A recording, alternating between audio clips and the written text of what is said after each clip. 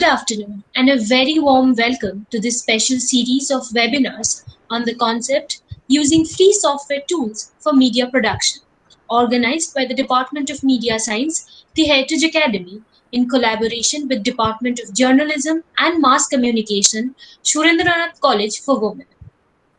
I now request the Principal of the Heritage Academy, Professor Dr. Gaur Banerjee, to deliver the welcome address. Thank you. Good afternoon, all. As the principal of the Heritage Academy, I feel privileged to welcome our guest speaker, Dr. Ishita Bharat, Assistant Professor, St. GBS College, Kolkata, along with keynote speaker, Dr. Uma Shankar Pandey, Associate Professor and Head of the Department of Journalism and Mass Communication, Surendranath College for Women, Kolkata. In our webinar series of 5 webinars on the theme, using free software tools for media production, organized by the Department of Media Science of the Academy in collaboration with the Department of Journalism and Mass Communication, Surendranath College for Women.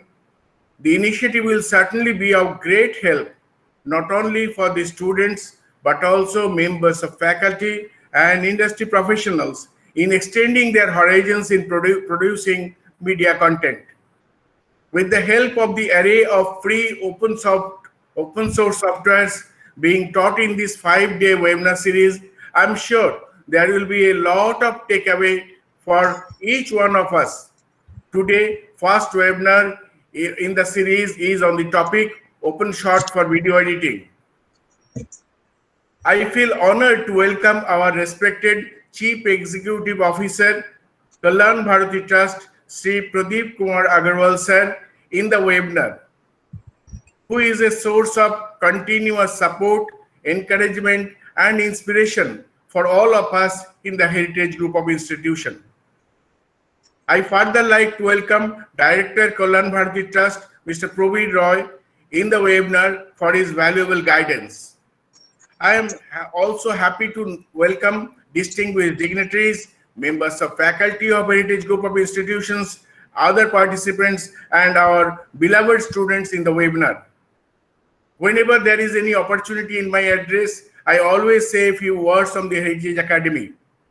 The Heritage Academy was set up by Kalyan Bharati Trust, a conglomerate of 22 like-minded philanthropic industrialists, headed by Honorable Sri H.K. Chaudhary sir, Chairman of the Trust, with 2 courses, BBA and BCA, on 1st August 2007, with 120 students affiliated under Maulana Abul Kalam Azad University of Technology, West Bengal, the then West Bengal University of Technology, Kolkata, with the gradual increase in intake in BBA and BCA and introduction of prestigious Media Science Department with 2 courses, BSc in Media Science and MSc in Media Science in 2016. Our present student strength rose to 1,000 plus. Our students are doing exceedingly well, both in academics as well as in career progression. There are repeated gold medals in BBA department, repeated silver medals in BCA department, and also students of Masters in Media Science has shown remarkable performance in academics. The first batch of Media Science Masters course student got bronze medal, and the second batch in itself, we got a gold medal. We have amongst us also the student who has been all inducted in our team of faculty. Our students in BBA and BCA as well as Media Science, particularly Master's course students have been placed very well. I would like to mention the Master's course Media Science students have got fantastic internship as well as placement, which is enviable for any college students in the state of West Bengal. I strongly believe that this possible achievement could be possible only by virtue of team of dedicated, highly skilled members of faculty under the dynamic leadership of Dean Media Science, Dr. Madhupa Bakshi. Dr. Pandey, Dr. Bharat, our students are eagerly waiting to listen to you. Thank you all. God bless you. Jai Hind. Thank you, Principal Sir, for those wonderful words. I shall now request Shri Pradeep Agarwal, CEO, the Heritage Group of Institutions, to say a few words. Thank you all for joining this session, which is one of the many initiatives undertaken by us at the Heritage Group of Institutions. In these challenging times, we are constantly reaching out to all our students, faculty, and other stakeholders. This initiative of the Media Science Department, along with the Department of Media, Surendranath College for Women, is a sincere effort to help those in media become more self-reliant and for students to expand their horizons of knowledge in the field. It is said that learning never stops. So looking forward to presenting before practical skills from professionals all across the country this webinar series. Thanks to today our keynote speaker, Dr. Uma Shankar Pandey, as well as Dr. Bharat for taking their time out and for sharing her and their knowledge with us. Welcome once again. Thank you. Thank you, sir, for those enriching words. I shall now request Dr. Uma Shankar Pandey, Head of the Department of Journalism and Mass Communication, Surendranath College for Women, to say a few words before we start the session with our guest. Thank you, Professor Dr. Banerjee, Principal, the Heritage Academy. Thank you, Shri Pradeep Ji Agarwal, the CEO. Thank you, Modupadi, for making it happen. We're extremely happy to welcome you all to this wonderful and historic in many senses, because it's probably the first time that media science departments are organizing a series on free and open source software. Thanks again, Modupadi, for making it happen. Thanks everybody at Heritage, the team. You've done remarkably well. Thanks to the MC, and we are looking forward to a very engaging session with Dr. Ipshita Borat. Thank you, everybody. Thank you so much, sir, for those lovely words. With us today, we have an eminent personality, Dr. Ipshita Borat, Assistant Professor of the Department of Mass Communication and Videography at St. Xavier's College, Kolkata. Dr. Borat is also acting as the head of the Film Studies Department at St. Xavier's College. She has completed her PhD from the Film Studies Department of Jadavpur University, Kolkata, and holds a master's degree from AJK Mass Communication and Research Center, Jamia Millia Islamia. Along with that, she has also worked extensively as a media professional in the Kolkata television industry. Dr. Borat was also appointed by SWAYAM in 2018, a MOOC platform indigenously developed by Ministry of Human Resource Development and AICTE, to be the principal coordinator and faculty for creation of MOOC course documentary production, and additionally, she has been appointed as a resource person for several educational films produced by EMMRC Kolkata for UGC nationwide telecast. Today, she is here to enlighten us on how to use OpenShot for video editing. We are delighted to have her with us. I would now hand over the platform to Professor Dr. Madhupa Bakshi, Dean, Department of Media Science, the Heritage Academy, to start today's session with Dr. Ipshita Borat. Over to you, ma'am. Thank you, Shuparna. Welcome, Dr. Borat, and a big thank you to Uma Shankar Pandey. It was your idea, Mr. Pandey, and we just carried it forward. Mr. Pandey, I must also say that our students are also excited. This is a time when they don't have access to software. So when they don't have access, it is our mandate that we tell them what they can access and become independent media producers. At the same time, if they can produce some good media, it goes a long way for their career. And over to you, Dr. Borat. Tell us what OpenShot can do. Hello everyone. I would like to thank everyone for registering for this webinar. I would also like to thank the Heritage Academy and Surendranath College of Women for inviting me for this deliberation. In this presentation, that is in today's presentation, I'm going to introduce you to an open source software called OpenShot. Now, OpenShot is an editing software. As you might be aware that by the industry standard, there are a lot of editing softwares which are not freely available, which means that you will have to buy these softwares. These softwares are like Final Cut Pro, which is the Mac version of the editing software, or Premiere, which is Adobe Premiere Pro, which is basically the Windows-based editing software. However, these softwares are not that easy to learn and definitely not open source. So today, instead of talking about these particular softwares, I'm going to introduce you to this one software called OpenShot, which is not only freely available, which is it's easy to download, and it's also available in various versions. So it's available available for Windows, it's available for Mac, it's available for Linux.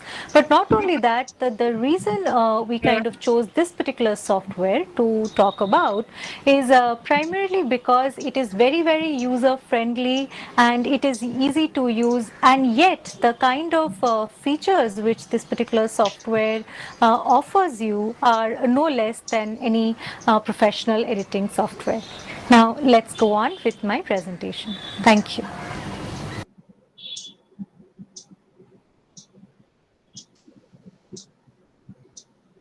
So this is our layout, okay? And in this layout, you can see that there are three important parts of the video. One is the timeline, where we have individual tracks.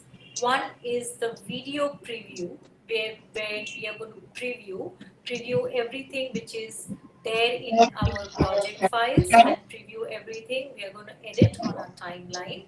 And this is where all the project files are going to be saved, which will include the video, audio, and image. Now, before we go any further, I think we should begin with how to import files onto this particular video editor.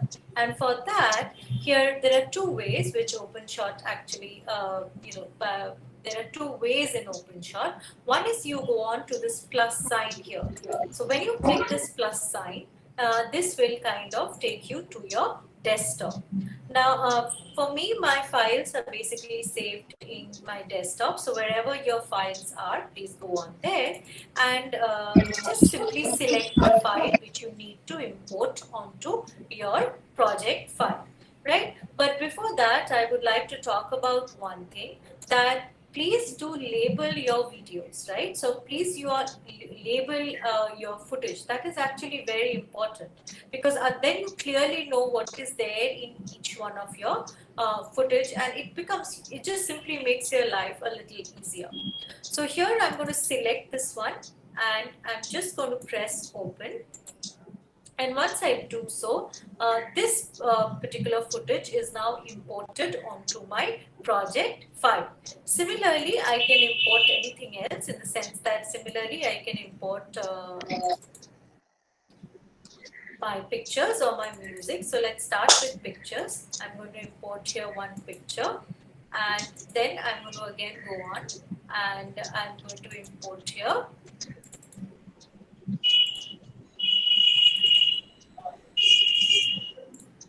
a piece of music, right? So all my project, now more or less my project file is ready, okay? So like this, I can import anything I need.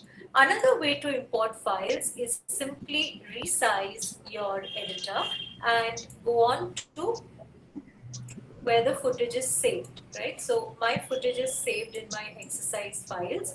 I'll go on there. I'm going to click on day 1 here. And all I'm going to do is simply I'm going to drag and drop. So I'm going to drag this and bring it to my project file. It's going to take a second, and you will see that this is now imported onto the into my project files. These are the two means by which you can import your raw footage into the project files of the video editor OpenShot. Now, next, we will go on to saving the project file. So what if now I need to take a break and I'll come back later to this particular project. For this, what I'm going to do is I'm going to click on File and I'm going to Save Project, right? So this is one way of doing it. Another way of doing it is simply go on to here, this particular button, and just press Save Project. Now, the moment you do that, you will see that you will be instructed to save the project file as a OSP file, right? So it's an OpenShot file. So what I'll do is I'm going to simply name this as OpenShot exercise, and I want to save this in my desktop, and I'm going to click save.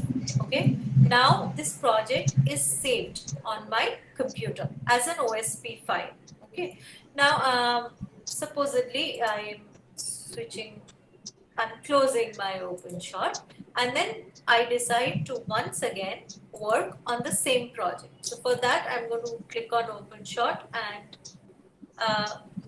yes, I am back to this empty canvas, but I need that particular project again. So what I'll do is I'm going to go here to my file, and I'm going to click Open Project, and I'm going to click Open Recent Project. Okay, and this is the most recent project. If you remember, I wrote it OpenShot exercise.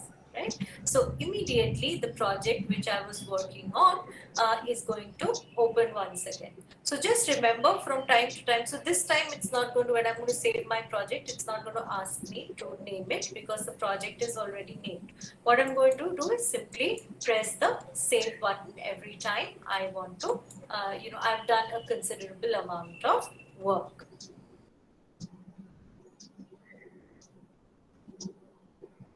Now, you might want to set certain preferences. Now, preferences can be of two kinds. One is preferences in terms of the view and preferences in terms of the settings, right? So first, let's open the project which we were working with. And yes, it's here. And now we can actually alter the workspace as per our requirements. So you can see it's very simple. There are 4 dots here and here as well. So I can actually alter my workspace as per my requirement, right? So I can actually decide to let go of my video preview completely as well, and then work only on the timeline. Okay. Now, in case you really do not want all this and you want to go back to the workspace which was originally there, all you need to do is simply go to the view, go on to views here and click simple view. It will exactly go back to what it was. Okay. Apart from that, OpenShot also gives you, I like this kind of workspace to work with, right? So which has a preview, which is timeline, which takes a considerable space in my workspace, and the project file. However, OpenShot also gives you other options. So you go to views and you click advanced view. So this is going to give you a different view completely, right? If you're comfortable working in this particular, this particular canvas, then you can obviously work with the same. Now, another thing is you might want to change preferences in terms of settings. So you simply go on to OpenShot video editor, you click preferences, and a box of this sort will open, right? And this will allow you to make several changes. So for example, the first one is the general settings where you have language. Now you can change it as per your requirement. I will keep it default, right? You can also, you have also advanced setting, which we'll come back to later. Now there are several others, but the important one is basically the general setting as well as the keyboard setting. Now this is interesting, right? Which is basically that this tells you the exact, all of the keyboard shortcuts. So you will have to remember these keyboard shortcuts if you really want to work fast. Okay. So for example, let's see 1 or 2. Okay, but something which we will need very, very often. Okay, so what I'm looking for is here for the snapping tool, which is Control G. Okay, you might take a small note. So every time you need to enable or disable the snapping tool, you will press Control G. Okay, or for example, control V is the paste button. So you can actually paste a particular footage once again. So you simply press control V. Okay. So yes, anything else, you can just note it down, whatever you think that you will need it very often. And a save project, control S, right? It's very similar to Word also.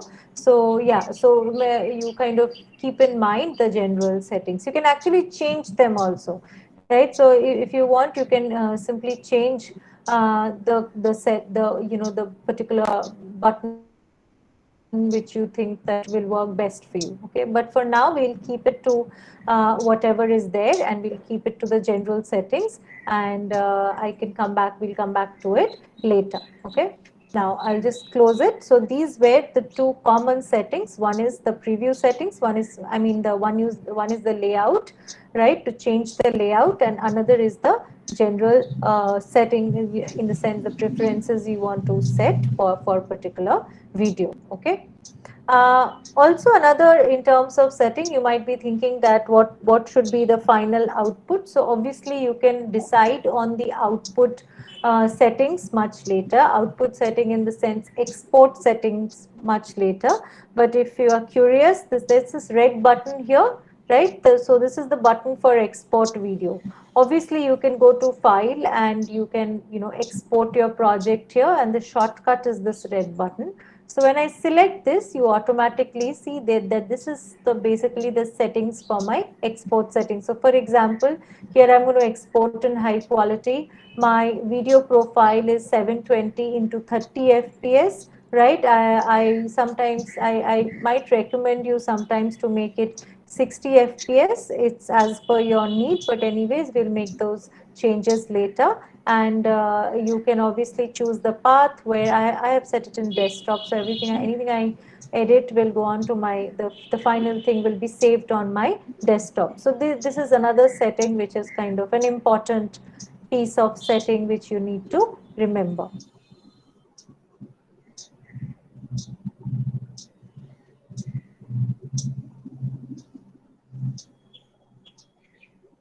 Now let's learn how to work with your timeline. So now we are going to figure out how to bring things down from your project file to your timeline, and then how to work with them, as in what are the features which are available in terms of tools, what are the tools which are available, and how to work around with them in your timeline. So let's start working with our timeline. Now, if you see, there are multiple tracks here. These tracks can be added or removed.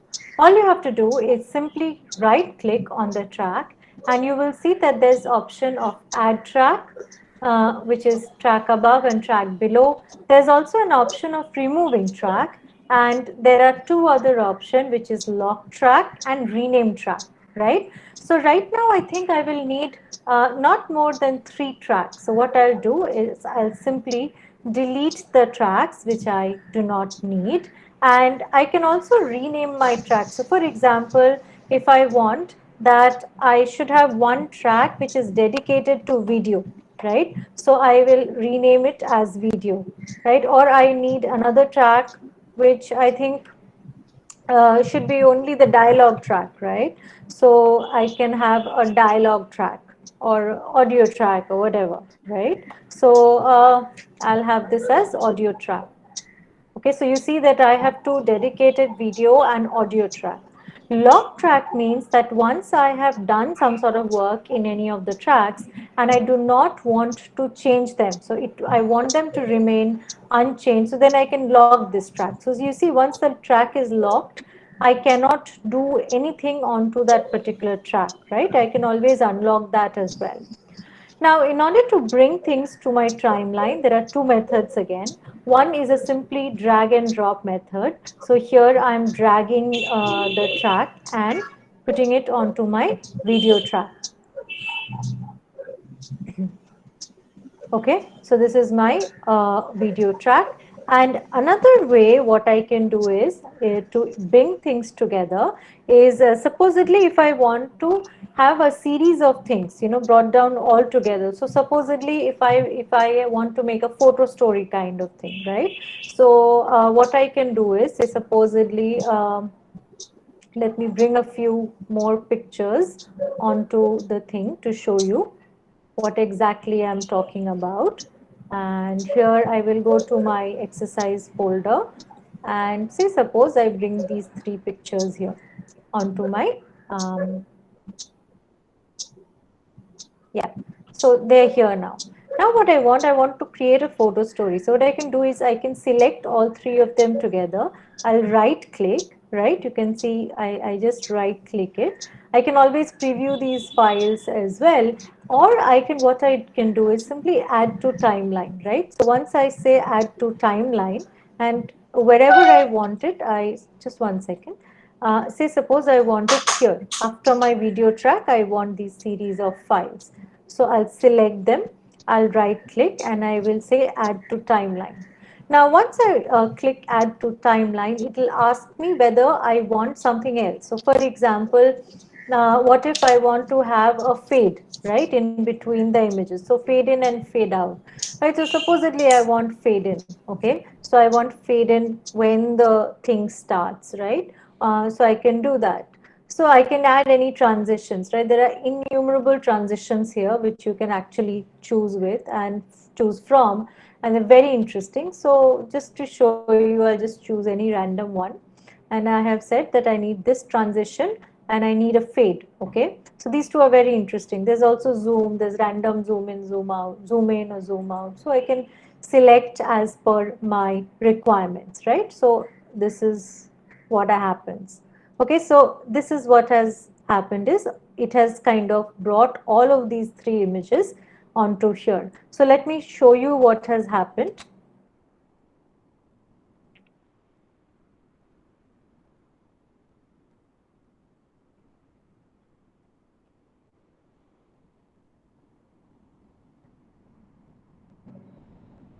So you see there's a fade in with all the images, with the beginning of all the images, and obviously there's also zoom in. So there's a zoom in or whatever I selected, there's also all of these effects have been added. Okay, let's try something else. So let me again delete this from my, or let it be. So this one version. I want again all of these three in my timeline. So what I'll simply do is I'll add to timeline. And this time I want fade out, okay, or maybe fade in and fade out each time with the images. Maybe I want zoom in, okay, or zoom out this time, okay, and I want in terms of transition something else, something more random, okay.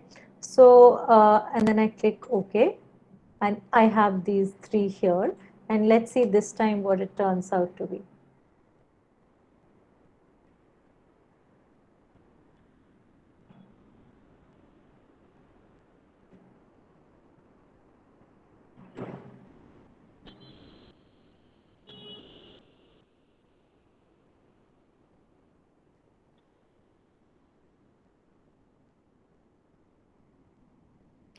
Right.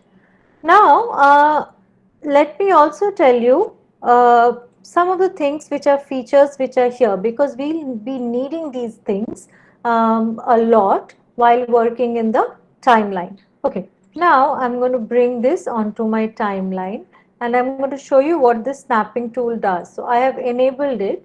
Now, the moment I have enabled it, you will see that I can snap these two files. So one is the MOV file and one is the image file, and I'm able to snap both of these without any lag in between. Okay, so this is the function of the snapping tool.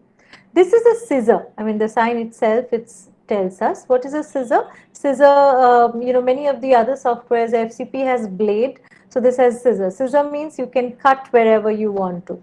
So for example, when I preview this particular footage here,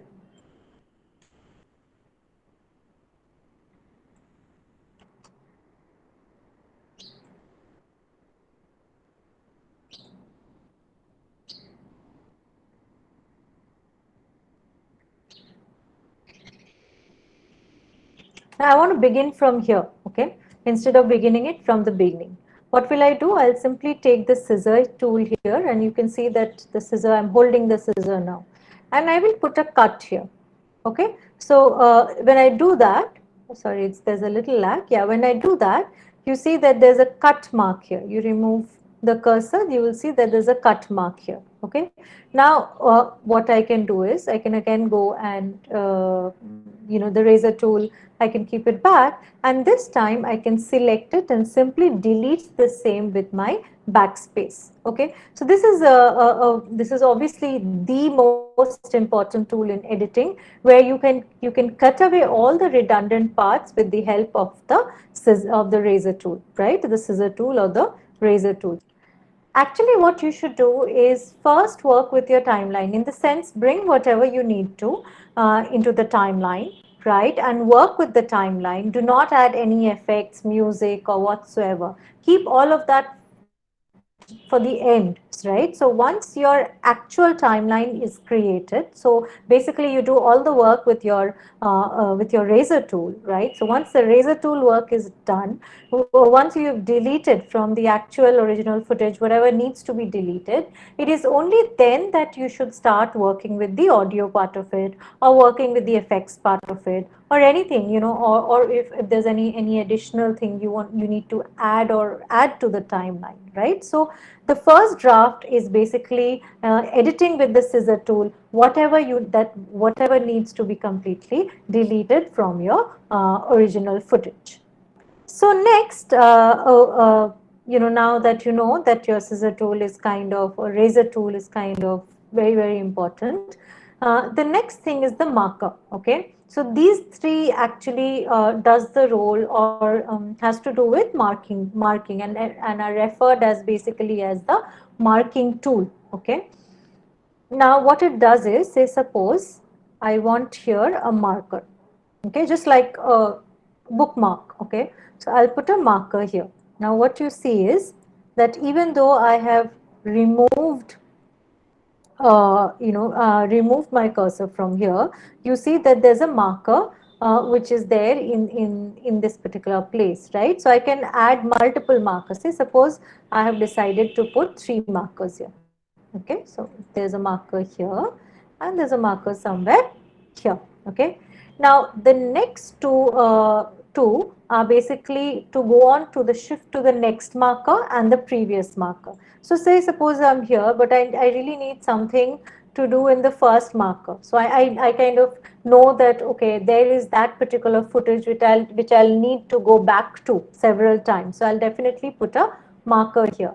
Now, in order to go to the previous marker, all I need to do is simply press this previous marker button. So it will go to the previous marker. So there was my previous marker. Now I need to go to this one, this particular marker. So I'll just press this one. It goes to my previous marker and the previous one. Similarly, the second one, right, that was basically the previous marker. Now this one is next marker, right? So I need to go on to the next marker and again the next marker. So right now you might not understand the actual importance, but when you're working with huge amount of footage, right, while editing, then these marker tools are, I guess, very, very, I guess in the sense that are very handy tools, okay. So that is basically the marking tool which you will have to remember. Now, this one, right, I'll come to this one, but this one is another very important tool, right. You see here plus and you see here a minus sign and you see it's 15 seconds written here. Now 15-second means that these timing, right, timing intervals, you see here time is written 15, 30, 45, 1. So these timing intervals are basically showing you the timeline in the 15-second interval. This has nothing to do with the final output. So don't worry about the final output. This is just with your viewing, right? So say suppose I am increasing or decreasing here, right? So what do you see? Now it's 75 seconds. So see what has happened here, right? And what has happened to your timeline? It has, yeah, exactly. It has come, it has, zoom, this is, so basically this is zoom out and this is zoom, yeah. So this is zoom in and this is zoom out, right? Okay, so let me just go to something which is comfortable for my eyes. Now, let's come to center the timeline on the playhead. Now, for example, I have decided to zoom in completely onto my timeline, and then I play my timeline. Okay, let me lower the volume a bit for you. Yeah, so now what do you see? That my playhead is moving across my timeline, but soon actually it just vanishes off my eyes. Now it's always comfortable to have your playhead or to have your timeline in front of your eyes. And for that, all you need to do is simply press this button here. So every time you are going to press this button, your playhead is going to come into the center of the frame, that is the center of the canvas you are, at the timeline you are working on, right? Once again, this might not be very relevant right now, but when you are, when you're really working with a very long footage, and you need to actually zoom in quite a lot of time, especially when you need to do any sort of very precise editing. So at that point of time, this particular the center the timeline of playhead tool kind of becomes very, very convenient. So this is just a portion of the deliberation, not the entire deliberation. And I thought to make, at least one part completely recorded, primarily because I also wanted to show you what's possible, right? So this looks very similar to a MOOC content. MOOC content in the sense that a deliberation which is completely created on computer. And this is primarily created with just two softwares. One is the open, I'll just show you before I go on to the next part. Just 1 second. Yeah.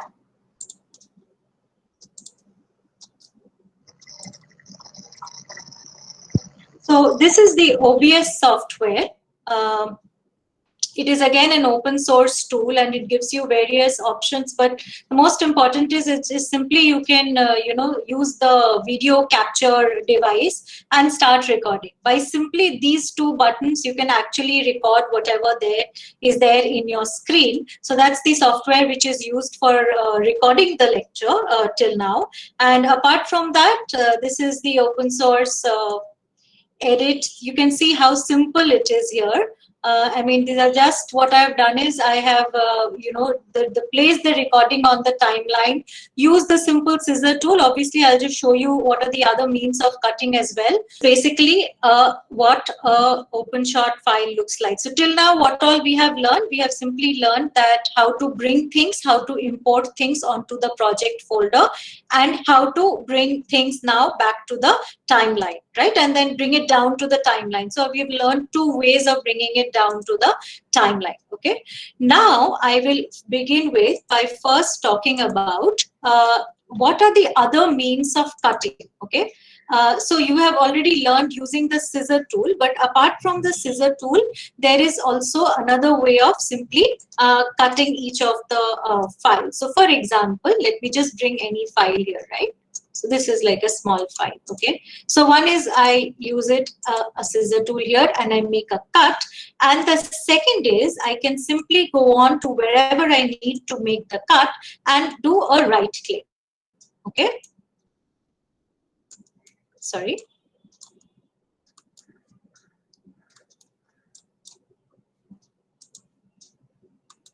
Yeah, and you can see there's a slice all button here. Now this is very interesting because it just makes your life much easier. That is, every time you don't have to go and pick up the scissor tool. You simply can, if you want just simply to make a cut, you press here, keep both slides. So it will simply make a cut. If you want to keep only one side of your, of the recording, you just, you do that accordingly. So again, you can slice it left or right. Now, why am I kind of so much focusing on the scissor tool is because this is what you will primarily need to make your immediate layout. Rest of the things comes later, but always the rule of editing is label your clips in the beginning. Once you have labeled your clips, then just simply bring it to timeline and make the initial timeline first. Only then work with the audio. Only then work with the effects. Not you shouldn't like work clip wise. So make the entire timeline, cut, delete whatever has to be deleted, and then start working, right? So there's just OpenShot again gives you another way as well to create your timeline. So we have learned scissor tool, and I just showed you how to do it with the playhead, but there's another option. So for example, again, I'm going to this and I'm kind of right clicking it. Now, the moment I'm right clicking it, there's again an option to preview file, which will simply, help me preview the file. But there's again one more option, which is split clip here. Now, the moment there's split clip, you can always put a start. This is the portion you need, right? And then you can have the end selected, again the portion. And when you create, you can also name it. So for example, I just need this part, and I know that this will be an introduction to my demonstration or whatever I've shot. So simply create that, right? And the moment you have created this, see what has happened. In my project folder only, a separate clip has been created, and now I can bring it down to my timeline. Okay, this will make your timeline much smaller. So actually there's no difference. You can use any of them, whatever is convenient to you, but use these three methods, the scissor, the playhead, and the editing done in the project file itself, and then create the initial timeline. Is this clear to everybody? Any doubts in this particular portion? Ma'am, Mohammed Rafi is asking, what is the configuration will require to run this editor smooth? Okay, this is a very important question. Actually, I always cover it at the beginning of, this is an important question. Now, configuration in the sense, OpenShot kind of works well with an 8 GB RAM. Okay, so if you have a 4 GB RAM, which is, I tried doing it on my laptop is 4 GB. So that kind of, yes. So that kind of also works. I'm not saying that it cannot work in a 4 GB RAM, but there will be there'll be lag. Okay, but if you work with 8 GB RAM, that will work fine. But another problem is if you have to determine what are you working with. So there are two kinds of one is 1080p if you're aware of it, and one is 720p. Now, if you're working with 720p resolution, right, that is something which absolutely works well with OpenShot, right? Even in an 8 GB RAM. But if in case you're working with HD footage and full HD footage, in case you're working with 1080p footage, then I will always suggest that instead of an 8 GB RAM, go for a 16 GB RAM because there will be lags, and you need a high-end system for working with the 1080p footage. Now, along with the 1080p configuration, you also need to remember that what are you using? You're using a 30 FPS or a 60 FPS, right? So see, these becomes important only when you're editing. I'll just share. This becomes more relevant when you are exporting, right? So you can always export in 1080p, but that's going to make your size of the final footage also huge, right? So that is one problem. In case you have enough space and your system is high-end, it's fine, you work with that. But if you ask me, what do I work with in OpenShot? I will prefer a 720 into 60 FPS, right? Why 60? Because I don't like any lag in my video. Though in a lecture demonstration of this sort, where there is no movement in the frame, even a 30 FPS kind of works fine. Did that answer your question? Yeah, ma'am, there's another question. Can we do color correction and noise reduction in OpenShot? And if yes, could you please show it to us? Yeah. So noise reduction. Noise reduction, no. In the sense that noise reduction, yes. You can always play around with the audio. And let me come to the audio section. Maybe at each interval we can take one question. So that 1080p 720 was kind of relevant. So let me come to the audio part of it, and I will deal with it. It takes as lot. Yeah, I get it better. Okay. Now the next part is, so we learn how to kind of edit with the the scissor and the two other options. Now let's look at clip properties. Okay, how do I change? And this will actually answer the question which was being asked right now also. So for example, right now I again bring a particular clip here, right? And if I right click on this clip, you will see that there are a number of changes I can make onto this clip. So for one is I can simply copy the clip, right? I'll simply copy here and paste my playhead somewhere else, and I can copy the clip. Next is fade, right? So fade is transition, fade is transition and effects. Obviously, you can see that there are two tabs here. There's transition and effect here as well. So I can make these from here, and I'll talk about that. But right now, this gives a simple option that you can simply add a fade. So for example, I'm going to fade in, fade out fast, so slow, okay, in the entire clip. So see what happens. See it. So when I play the video, so this kind of fades in, right? Similarly, that's going to happen at the end of the video as well. So I can add a fade in, fade out here. This is very interesting. I can also animate. Now, what do I mean by animation? So for example, I want to zoom. This actually works very well with the titles. So let me just bring in any title here. Okay, say suppose this is a title, okay, which I'm going to work with, and this is simply working with audio. Okay, great. So I'm going to right click it, and I'm going to press animate, and entire clip, zoom, maybe zoom out. Yeah. So now see what happens.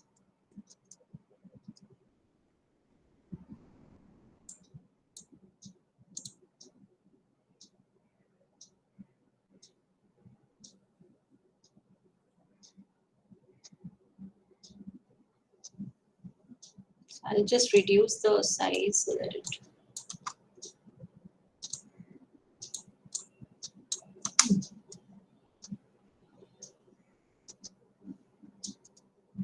Just 1 second, sorry. Animate.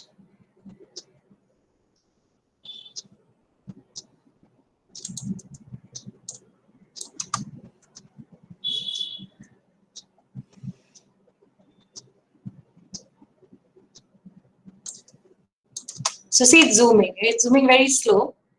So this is kind of zooming out, right? So this is what I mean by animation, right? If you want to see a better example, you can see whatever I've already animated here. So yeah, so this is just simply created by a zoom in, zoom out kind of effect, which is added by right clicking on the clip, right? Okay, so that's one. Next, what else do you have?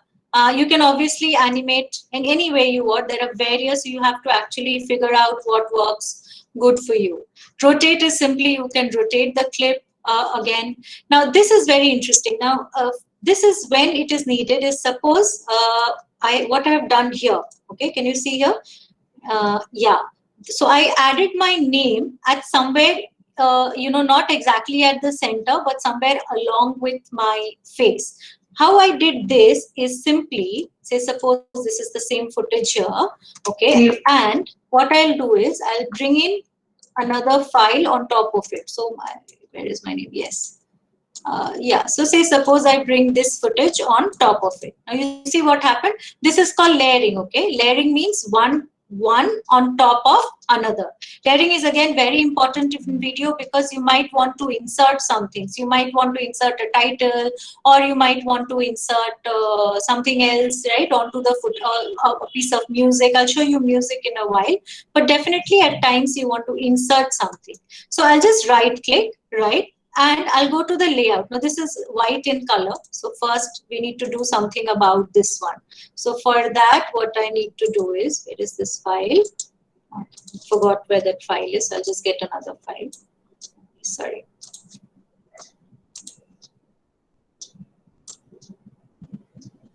Yeah. Okay, so first is I'll go here, I'll right click and I can edit. See, just like you can change your clip properties in your project file also, you will have various options. Okay, you can duplicate, you can preview, you can split as I've already mentioned. Okay, so here I'll just go edit title and I'll change the text color to black because otherwise it's going to merge with my backdrop. Okay. Quickly, I'll just also show you in case you want to make very advanced changes here, if you use advanced editor, they'll ask you to install Inkscape. So this is how this is interlinked to Inkscape. Always you can make changes in Inkscape and you can come back to OpenShot and work on it. Okay, so this is, I'm going to save. Now this is black in color. However, this is on my face. You definitely would not want that, right? So I'll go to layout and say, suppose I want it in the bottom right. So I'm going to simply bottom left it or right it according to, yeah, I want it here. Now you might be saying that this is one easy way of doing it, right? So then what happens?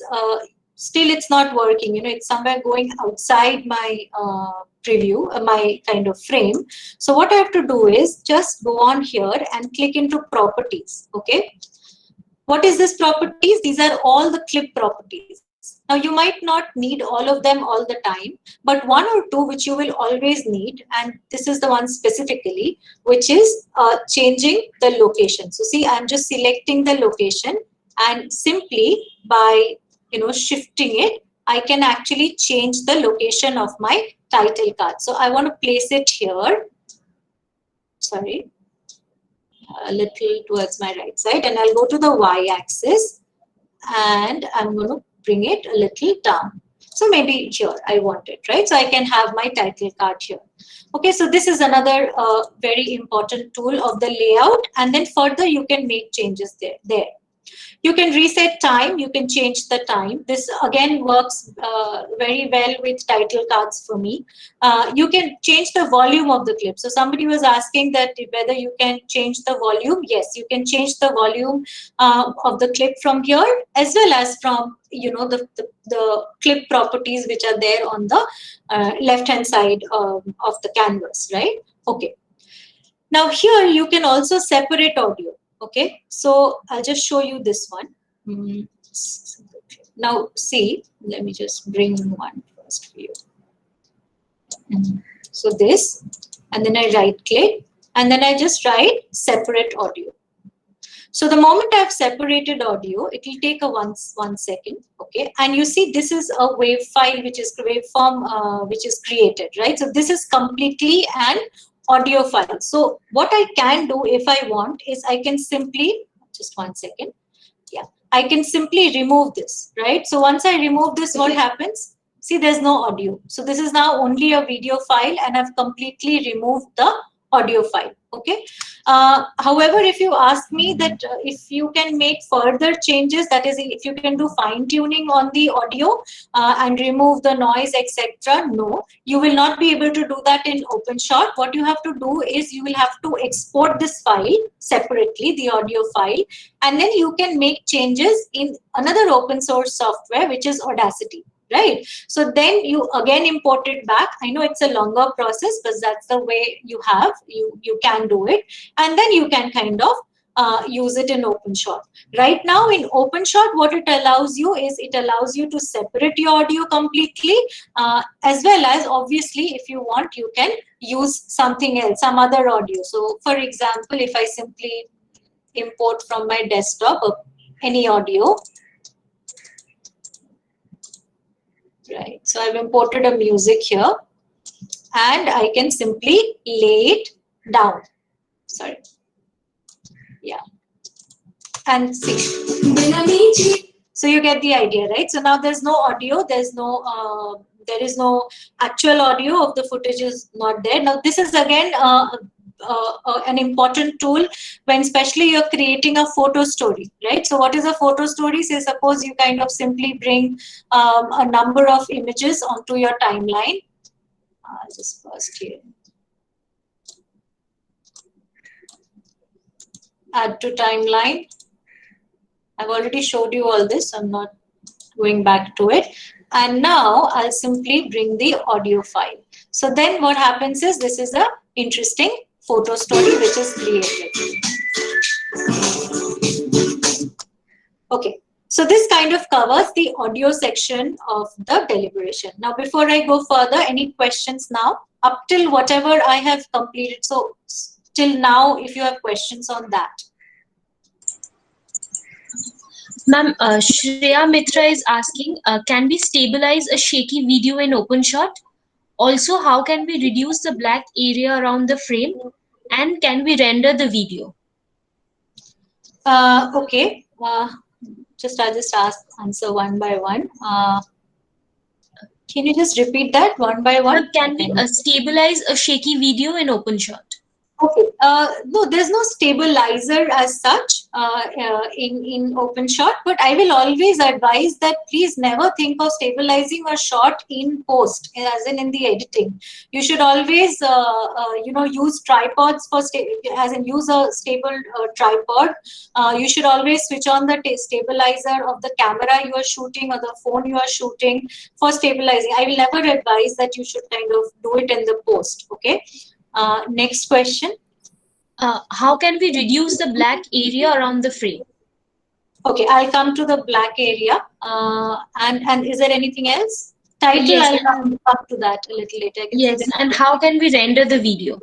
Okay, rendering the video, I'll show you the export in a while. So just wait for that. Okay, so fine. So export rendering and the black area. Okay. So after we have one more question. There are so many OpenShot video editors. Which one to download, 2.5 or 2.5.1? Which one is better? Okay, so let me start with that question only. Just 1 second. Now, can you see my screen? Yes, ma'am, we can. Okay, so when you go to the website www.openshot.org, always download it from the actual website. Okay, do not download it from elsewhere, and there are a lot of versions which are available, so you should always download the updated version, and the best way to do it is simply do it from the actual place, right? So simply go here, and you see if you click on the download option here, which is 2.5, this is the latest version, you will find various options. So you can download it for Windows, for Macs, for Linux. I think this is the version, this is the most updated version, 2.5.1, and you should download the same. Do not download the older ones. So now we go on to, so the clip properties are done. So I'm going to, you can obviously make other changes. Have a look here. So you can crop the video. So if you want, you can crop the video accordingly. Just 1 second.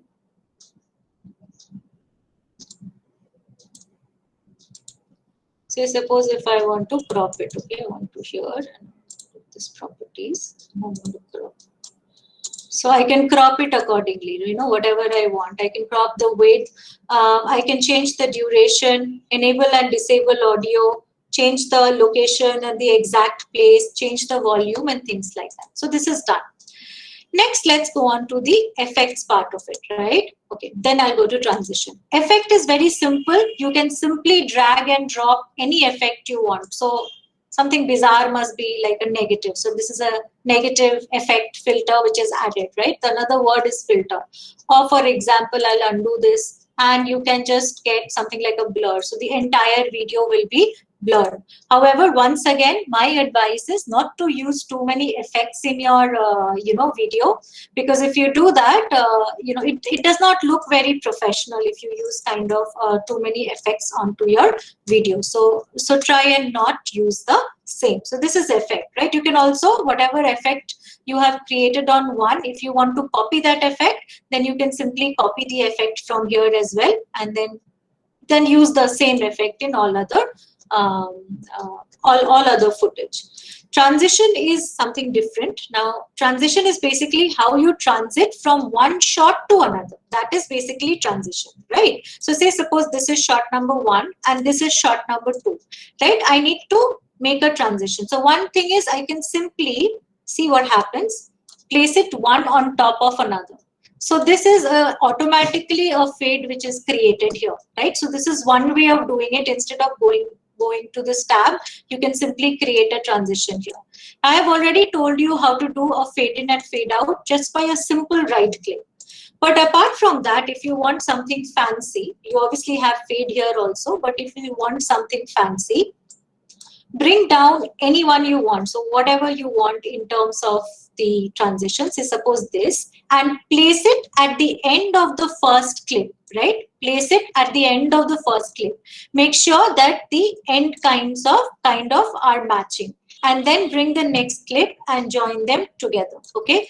Now, the moment you do that, see what happens. Quick me, and I work with 60 FPS, right? So, so that there's no lag in the video, but the end product file size is considerably less than working with a 1080p video. On that note, let's go back to the software which we were working on. So you got the idea, right? So from here, you can actually add any transition which you want in a similar fashion. But again, I will never advise to use too much of, these jarry kind of transitions. Instead, what I use in my work, what I use in my simple lecture demonstration as well, is a simple fade in and a fade out, or just a dissolve from one shot to another. So that is basically the transition part of it. Okay, the transition and the effects part of it. Okay. Okay, then next was, so we covered that.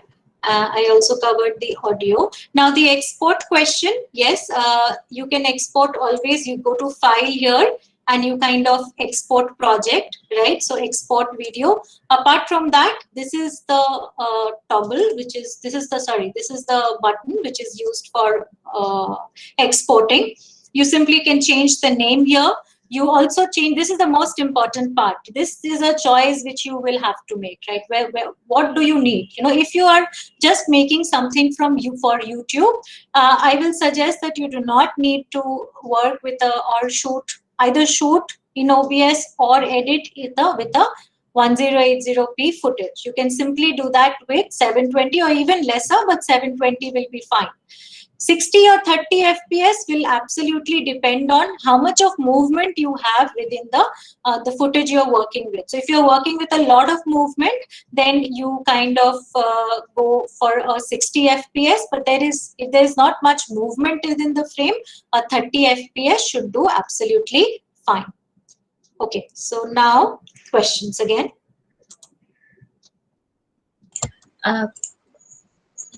Yeah. Ma'am, Janvi Sharma is asking, can we add watermark in the OpenShot video? And if yes, if you could please show us. Yeah, absolutely. You can add watermark, you can add your name, you can add your name, just like I have done this. I just showed you here. Like I've added my name here, right? Similarly, you can do that. All you need to do is create a title. Just create a title here, whatever you want to. Say whatever is your watermark, Ikshita, whatsoever it is, and then save. Bring it onto project file. Just bring it onto the footage where you want the watermark or the thing to be, right? Okay. See, this is added, right? So, and then place it. I mean, just go right click, go to the properties. Scale up and down, and whichever way you want to place the watermark, or place it, you can do. Yeah. And ma'am, can you please show us the icon of the OpenShot? I think people are having problem to understand which actually is the software that you are recommending. Oh, sure. This is OpenShot. This is the icon. I'll show you in my desktop also. Just one second. Can you see this? Yeah, bring it on the center. This is a round globe kind of thing. This is the OpenShot video editor. Now what happens is when just one second, I'll show you. When you go to OpenShot, just type OpenShot in Google, and the first one is this one. All you need to do is simply download it from here, the first option. See, it's downloading right now. Okay. It's like actually any other software. See, it's already downloading. See the left-hand corner of my screen. It will take a while. It doesn't take 1 hour, but it will take a while. And when that happens, just double-click and install like you install Word or you install any software. Yes. Ma'am, we have a question from Shreya again. Can we add on a channel logo to my video? Can we do that? Channel, yeah. Yeah, why not? I mean, again, it just goes the same way actually. Channel logo, the sense, what do you want, a text or what do you want? Is it a text or? No, logo of the channel. So if there's a picture, there's an Okay, emblem. okay. I think I'll just explain this way. Say suppose, let me take the slice one. So say suppose this is my channel logo. Okay, I've just created my channel logo here. This is my logo. Okay, and this is my video footage. Okay, so I'm just placing it on two different tracks. So I want this logo somewhere along with this footage. So all I need to do is layer. Again, if I want a different audio also, I can just add a track. So I've told you from here you can add a track and add a different audio. But out here our purpose is to just create a logo, right? So we'll do that. Now what I can do is I'll right click this, okay, and go on to layout. And I'll put it at the bottom of the frame. So what happens is it just goes to one side of my frame. So I can again readjust it. So maybe layout is fine, but now I want to resize it also, right? So how will I resize it? I'll simply go to the properties here. And if you see, there will be option for resizing here, right? So there is location, there is scale. Yes, this one. See, scale X and scale Y. So what I can do is I can adjust this as per my requirement. So a logo is attached if you mean this sort of logo. If you want to add a video logo, that is again in a similar way you can do. So say suppose I delete this, I have another video. So I want one video on top of another video, something of that sort. Sorry. Something of that sort, right? So I can always go here again and layout and maybe bottom right. So see what happens. There's two different videos which will work kind of simultaneously. Yeah, I think that kind of solves the problem. Anything else? Yes, there's a question from Facebook. They're asking what's the difference of this software with FTP and Premiere Pro? Oh, I'm so sorry. Oh yeah, it's screen sharing right now. Yeah, can you see the screen, right? We do have to do present it. You resume presenting. Oh, I'm so sorry. So you did not see what I just showed you. Achha. Can you see the screen now? Yes. Yeah. Yes, ma'am.